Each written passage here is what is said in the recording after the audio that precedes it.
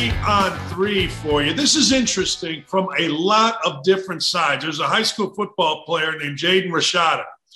You know, in the world of NIL, he signed an endorsement deal, and he's believed to be the first high school player, football player, to profit since the NCAA changed its rules. Now, this is what I was talking about last week when I was talking about high school or college coaches and how miserable it is to go into some kid's home and have to sit there and talk to an agent and some guy telling you how much money he needs to make. Well, this, though, is very interesting. He's the first high school football player to profit. He signed a deal with an app called Athletes in Recruiting, AIR, A-I-R. A college junior named Ethan Weinstein helped secure the deal. Ethan represents a handful of college athletes in NIL deals. The founder of this is a guy named James Sackville. He's a 24-year-old Australian who founded ARL last year after finishing his career as a punter at SMU. Here's what's interesting about this. I don't think you can do this in most states. I don't think you can do this in Indiana, sign an NIL deal, make some money, and then play high school sports. I remember going way back, LeBron James was driving a Hummer, and it was determined, I think, that the money came from like Nike when he was in high school. And the High School Association in Ohio said, you can't do it. I don't know if he gave the Hummer back, whatever. But LeBron was such a draw and made everybody so much money that eventually they let him play. This is an interesting slope because most of the guys, like young Ethan Weinstein here, have had legal problems moving forward. Think Christian Dawkins, the guy who was involved in all the stuff that HBO documented, paying college players at LSU and other places. It's going to be fascinating to watch this kind of thing. Now, Weinstein's a guy that worked for an agency, and most people that work for an agency, like assistant coaches, always deem themselves better than the agent himself or better than the head coach. I don't know whether this is true in Weinstein's case. I'm just giving you the skinny. I'm just giving you what's real. Going to be interesting also, Jaden Rashada, whether or not he becomes a good enough player. You know, that's one of the things that we're looking at here in these NIL deals. A lot of kids are making some money, and it's really good. But a lot of sponsors have told me, they're like, nah, I ain't doing it. Hell, the quarterback, Shane Rattler, wasn't he making $1 million? Next thing you know, he's not even playing at Oklahoma. So it is a fascinating deal. I think this is something to keep your eye on. If your kid's in high school, I'm not sure I'd let him sign a deal. I'm not sure I would, particularly with a 24-year-old college kid. But, hey, everybody's out there hustling. Everybody's trying to do their thing. But just keep an eye on what happens. And I hope Mr. Weinstein has learned from the mistakes of folks in the past. And I hope Rashada works his brains off to continue on a path that leads him to real money, real fortune by being an NFL player, or real education by being a college player. We shall see. But it is interesting. Bobby Carpenter was just on with us, and Bobby Carpenter was talking about the opt-outs in bowl games. And Bobby Carpenter made a really good point. Like, if it is the Poulan Weed Eater Bowl and you want the game to go on, but the two best players aren't playing in the game, it does behoove the sponsor to say, hey, you know what? Let's give, Kenneth Walker some money. Let's give Pickett some money for them to play in this game. Money is always an incentive, to make no mistake. But this is a different deal with Texas A&M. Texas A&M is opting out of a bowl, and we talked about it a little bit yesterday, because of COVID, because they are on a path where COVID is going to decimate their team, and having get-togethers or practicing is just apparently not possible. Seems a little silly to me, but I digress. Is this going to happen more? Miami is currently in the portal. I didn't really get into with Bobby about coaches in the portal. Alabama, Bill O'Brien, who's the offensive coordinator. Guess what? It's not the portal. He's in quarantine. I don't know what's going to happen here. I really don't. But I am fascinated by a couple of things. Number one, how are teams, let's just say they play. Number one, how are they going to play with coaches not being there doing everything virtual? You want my opinion? I think everybody's going to play just fine.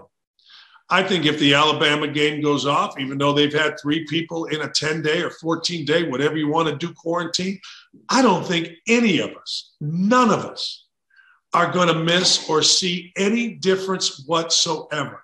One of the things in coaching is that guys will work but not be productive. I would bet that being at home, I would bet that doing this via Zoom makes you do less nonsensical busy work and more real work as a coach. I think this is interesting. I think we all learn to work from home. I don't think any of us will see for 1 second a difference between any coaching staff that had COVID against any coaching staff that didn't have COVID. I don't think you'll see 1 second of it. Now, what you're going to see in bowl games and what we've already seen, UTSA didn't have their best running back. He opted out for the NFL, and I think it hurt them in their loss. But what I think you're going to see is games being cheapened. Look, I don't any longer blame anybody. I don't blame any player for not playing in a bowl, not even a little bit. But I do think here's the one change that absolutely has to be made if you want to save this stuff. I think you better figure out a way, and you better figure out a way real quick to get yourself to a 12 or 16 team playoff and use all these bowls, the Gator Bowl, the Peach Bowl, whatever bowl you want, Alamo Bowl, whatever bowl you want to name, as games that are part of the playoff, because this is going away. I don't know if you pay attention to this, but I certainly do. There ain't nobody in the stands for these games. There's going to be people in the stands when Alabama plays. There's going to be people in the stands for the Michigan-Georgia game. There's going to be packed houses, going to be great. The scalpers market, secondary market is going to be insane. But I don't know about you, but I kind of watch the game, listen to the crowd, and look at the crowd, and I ain't seeing nobody at these games. So why are we delaying the inevitable? I honestly don't think that Texas A&M, had they been in a 16-team playoff, would have pulled the plug so quickly on opting out of their playoff game if it was the Gator Bowl. I think you opt out when it's a Gator Bowl and a game that, hey, I can go 8-5 if I lose, and I don't have my guys. I'm getting the hell out of here. Coaches think like that. Coaches absolutely think like that. Hey, what? Wait a second. We're not going to be able to practice. We could probably play the game, but we're probably going to lose. And if we lose, Jimbo Fisher and his staff got to listen to all the shit from all the people, and we just don't want to do that. That's the reality, people. That's what's real. I guarantee you there ain't no coach thinking like that when you're in the college football playoff, because you win yourself one national championship, and if your name isn't Ed Ogeron, you're in pretty good shape to keep your job for a while. Now, if your name is Ed Ogeron, you got a hell of a problem. I love this. Joey Burrow yesterday, when asked about his team really not being affected, that his team is the Cincinnati Bengals, when asked about his team not really being affected by COVID, he said, well, there's no real nightlife here in Cincinnati, so it keeps us fresh and healthy. Look, I said this yesterday on my other show, and I'll say this today. My least two favorite cities in the world, and I am including the world. I'm not a world traveler, but I have been to Spain and Morocco, and I've been to Greece, and I've been to various places over there. I've been to Santiago, Chile. Wait a second. I am worldly as hell. But my least two favorite cities are kind of the same city. One is St. Louis, and two is Cincinnati. I don't know. St. Louis, I don't feel safe downtown. Only city in the world. I grew up in Gary, Indiana. I never felt unsafe in Gary, Indiana, except when a bunch of kids surrounded me in a bathroom, were going to beat the hell out of me, and I picked the smallest one, put my head down, knocked him over, and ran like hell. That was in a bathroom at a high school basketball game when I was about 12. Okay, but other than that, and when they firebombed my house, true story, my house got firebombed. They threw a Molotov cocktail at my house and set it on fire. Didn't feel real safe then. All right, another time I didn't feel real safe is when a guy came in our house and stole all our stuff. That wasn't good either, but I digress. Walking in a city, okay, Cincinnati's the other one. It's not that I don't feel safe with Cincinnati. I just don't like it. I just don't think there's anything to it. I think you go up top to like Mount Washington, or maybe that's Pittsburgh. Hell, I don't know. But you go up top to an area and you eat overpriced Italian food there, and it's all right. And actually, that's the same thing you can do in St. Louis. So Joey Burrow is right. Now, I digress. Going to a Reds game is wonderful because you can stay right there and there's all the places to eat and drink and they're all right next to it. But in general, Cincinnati and St. Louis are hellholes. Nothing redeeming about them.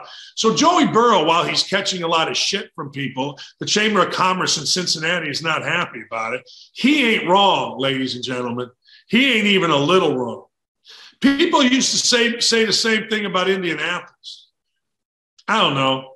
People need to say the same thing.